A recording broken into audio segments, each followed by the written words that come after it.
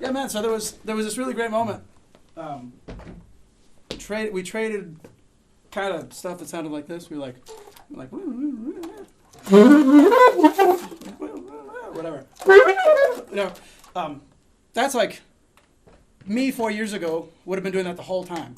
Would have said, I just want to copy you because I'm listening to you. You know, but I thought that when we did it there, that kind of sudden, like up until then, I was kind of sort of riding on top of you a little bit, and right at that moment, I thought that when you played that was very obviously like a solo line. You know, you went, and I played it back, and we kind of did this back and forth. I thought that was really effective. A good example of what we were just talking about, that thing where I copy you and it comes out as a way that copying is not just like a habit, you know, just a thing to prove to you that I heard you. You know, it was a musical decision that I thought worked really well. And then you copied me again, you know, and then I copied you back again. There's a conversation, actually. Absolutely, yeah. And it was, and it definitely felt a lot more like a conversation because it's not like you guys played the exact same line. No.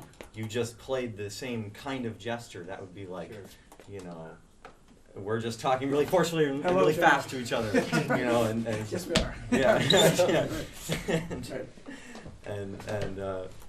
Yeah. Yeah, but it was almost like you guys started off actually kind of in the same texture, you know. Yeah. You were playing kind of these legato melodies, and you just played other legato melodies that fit right in. Mm-hmm. And then you went more to chords, and you guys kind of started splitting off farther and farther, and this texture kind of developed like that. And then it was brought back really starkly when you brought in that line, and then you guys had that little moment of trading the lines, and that was kind of this great little climax where we'd had this one trend, you know, and it like sounded like you guys were just going farther and farther apart, as in more like David's soloing and you're accompanying, but then it was this, you know, it violated expectations, so it grabbed our attention.